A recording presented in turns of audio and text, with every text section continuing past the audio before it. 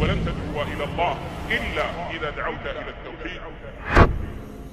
Pourquoi cette secte chiite qui prétend être musulmane demande à ses membres de se sacrifier et de se suicider comme offrande pour Ali ibn Abi Talib? Qui est aux manettes de ce projet immonde? Entre services secrets, gourous en recherche de gloire et pays déstabilisés, voici le récit glaçant de la secte Jama'a al-Qurba.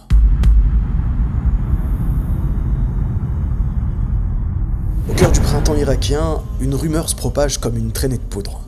Un groupuscule énigmatique portant le nom de Jama'at al-Qurban, que l'on pourrait traduire par confrérie des offrandes, aurait vu le jour dans le pays.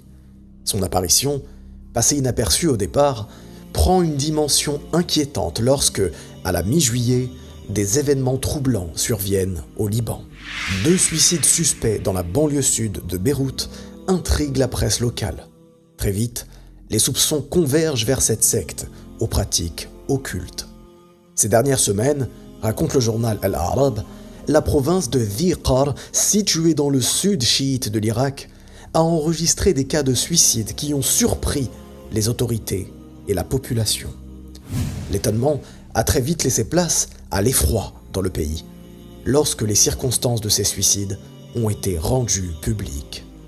3 hommes ont mis fin à leur jour lors d'une procession religieuse à Nasiriyah, capitale de la province de Dhiqar. Et comme l'explique le journal Al-Arab, ils appartenaient à un groupe religieux jusqu'alors inconnu, baptisé Al-Qurban, un terme signifiant rapprochement, offrande ou sacrifice en arabe. Cette secte dérive d'une croyance chiite, Shia, qui prétend faussement que le vrai prophète n'aurait pas dû être Muhammad sallallahu alayhi wa sallam, mais plutôt Ali ibn Abi Talib. Le chiisme et la croyance en ces imams est particulièrement concentrée en Iran.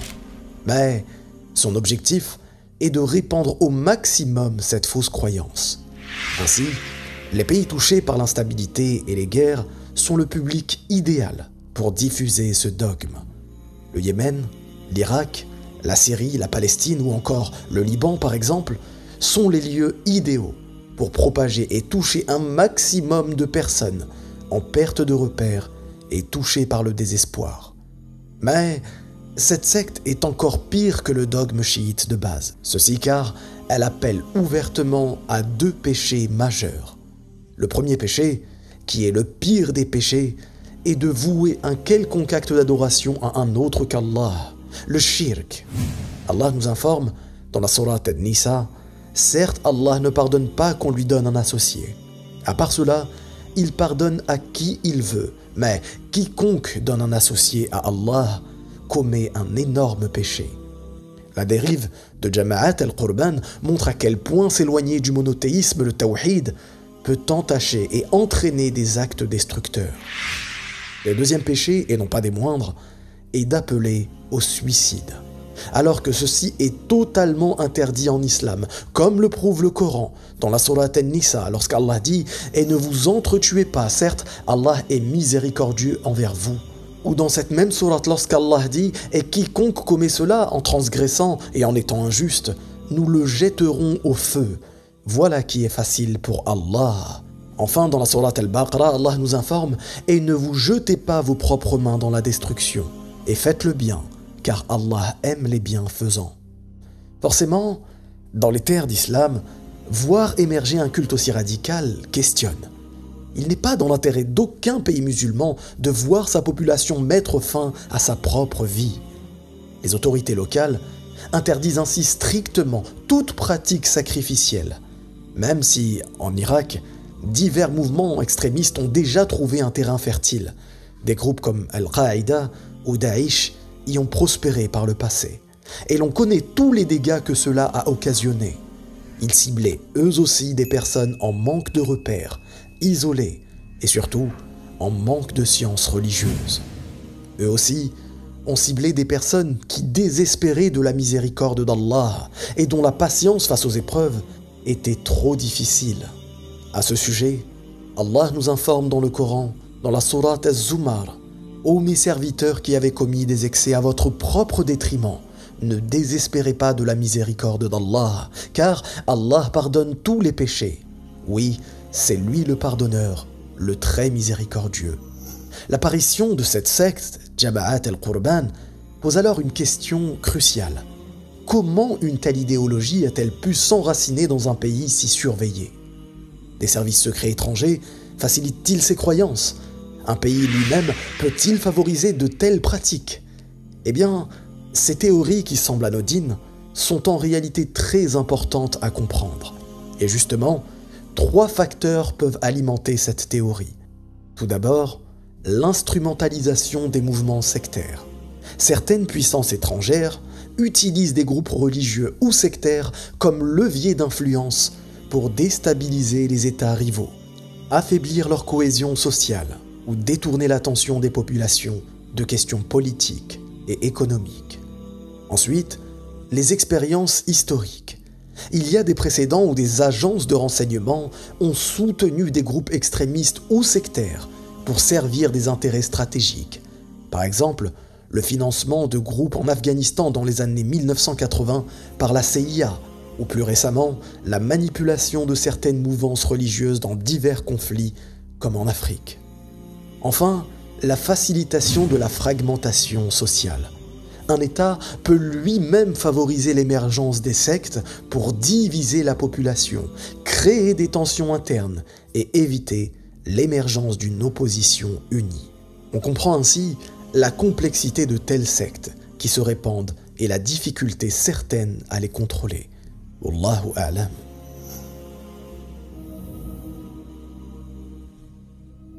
En mai 2023, les autorités irakiennes annoncent l'arrestation de 4 individus, supposés membres de cette confrérie clandestine. Les premiers rapports évoquent des pratiques jugées démoniaques. Selon des sources policières locales, les adeptes de la secte embrassent une croyance extrême, se donner eux-mêmes en sacrifice au nom de l'imam Ali ibn Abi Talib. Ce dernier, cousin du prophète et 4e calife de l'islam, est une figure centrale du chiisme, très régulièrement idolâtré. Un culte porté à son paroxysme par Jama'at al-Qurban qui le divinise et lui voue des offrandes humaines. L'adoration d'un être humain va à l'encontre du tawhid. Allah nous rappelle dans le Coran: n'adorez pas en dehors d'Allah ce qui ne vous profite ni ne vous nuit. Si vous le faites, vous serez alors du nombre des injustes.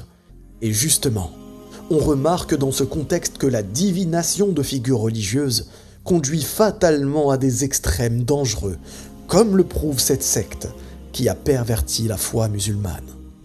Alors que le Liban traverse l'une des pires crises économiques de son histoire, cette secte fait planer une ombre supplémentaire sur un pays déjà fragile. Ces suicides inexpliqués se multiplient encore et encore, sans aucune autre explication que cette mystérieuse secte. Fin juin 2024, un homme arrivé du Canada avec sa famille se jette du 3e étage d'un immeuble de la banlieue sud de Beyrouth. Sa femme tentera de le suivre dans la mort quelques jours plus tard. Cette tragédie conduit les autorités à relier ces drames à la secte des offrandes.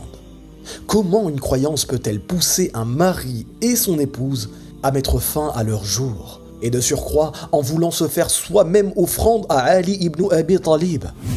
On comprend aisément que le tawhid est la solution face aux extrêmes, la solution face à l'égarement, la solution face aux innovations religieuses, au shirk et au manque de science. Cette situation rappelle l'importance de la guidance divine. Allah nous informe « Et quiconque se détourne de mon rappel mènera certes une vie pleine de gêne, et le jour de la résurrection, nous l'amènerons aveugle. » L'absence de foi sincère en Allah et la méconnaissance de l'unicité et tawhid peuvent conduire l'âme humaine à des actes désespérés et irrationnels. Les analystes s'inquiètent. La misère, l'insécurité et le désespoir pourraient être le terreau idéal pour une expansion de cette secte Jama'at al-Qurban dans la région. Les chiites, qui constituent une part importante de la population libanaise, voient leur foi 2 fois plus détournée par des mouvements extrémistes, exploitant des rites et la symbolique religieuse. Ce phénomène n'est pas sans rappeler les sectes apocalyptiques qui ont jalonné l'histoire aux États-Unis, ou ailleurs dans le monde. Ce phénomène nous rappelle à quel point le suivi des voies innovées et des pratiques dénuées de preuves religieuses mène inéluctablement à suivre les pas du diable.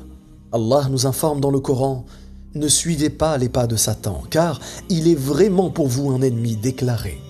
En conséquence, les dignitaires chiites montent au créneau et scandent que ces dérives n'ont rien à voir avec leur dogme.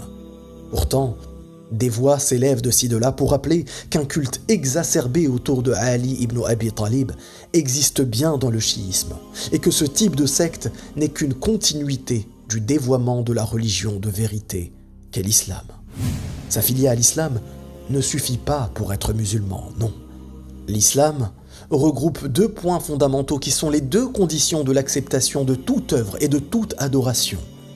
Le premier, la sincérité, el-ikhlas, renfermée dans la parole La ilaha illallah, qui signifie que nulle divinité n'est digne d'adoration en dehors d'Allah. Conséquence, c'est lui seul que j'adore, c'est à lui seul que je voue toute forme d'adoration. Et le deuxième point est la conformité, renfermée dans la parole Wa ashhadu anna Muhammadan Rasulullah, qui signifie que nos actes d'adoration et notre croyance doivent être conformes à la façon dont les a fait le prophète de l'islam, sallallahu alayhi wa sallam. Conséquence, je ne dois suivre aucun autre gourou, aucun autre homme en dehors du prophète dans sa pratique religieuse. Le Coran nous enseigne de rester attachés à la vérité. Allah nous informe dans la sourate Al-A'raf: suivez ce qui vous a été descendu venant de votre Seigneur et ne suivez pas d'autre protecteur que lui. Alors que l'enquête se poursuit, la question demeure. S'agit-il d'un phénomène marginal ou d'un signe avant-coureur d'une montée de l'extrémisme religieux sous une nouvelle forme? En tout état de cause, je sais que de nombreux chiites sont abonnés à cette chaîne et suivent son contenu. Eh bien, sachez que tout cela n'a que pour unique but de vous conseiller et de nous conseiller nous-mêmes dans le bien. Sache que mon objectif n'est pas de stigmatiser une croyance ou de la critiquer, non, mais plutôt de susciter la fitra en toi qui souhaite revenir sur la voie de nos pieux prédécesseurs. Notre Seigneur nous met en garde contre ces déviances en nous informant « Et certes, voilà mon chemin dans toute sa rectitude. Suivez-le donc et ne suivez pas les sentiers qui vous écartent de sa voie. » La solution réside dans le retour sincère au tawhid et la pratique authentique de l'islam. J'espère que tu as aimé ce format. Dis-moi en commentaire si tu souhaites d'autres sujets comme celui-ci et n'hésite pas à me donner ton avis ou des idées de sujets à aborder. Si ce n'est pas déjà fait, n'oublie pas de t'abonner et de partager cette vidéo au plus grand nombre. Si tu souhaites toi aussi commencer à apprendre l'arabe et rejoindre mes élèves dont plus de 90% commencent à parler dès les 3 premiers cours, rejoins-nous sur le lien en description. Je t'offre gratuitement le niveau 1. Je te dis à la semaine prochaine, Inch'Allah. Wallahu a'lam. Barakallahu fikum. Wassalamu alaykum wa rahmatullah. Si tu as aimé cette vidéo, tu aimeras très certainement celle-ci qui parle de la peur de l'islam en France.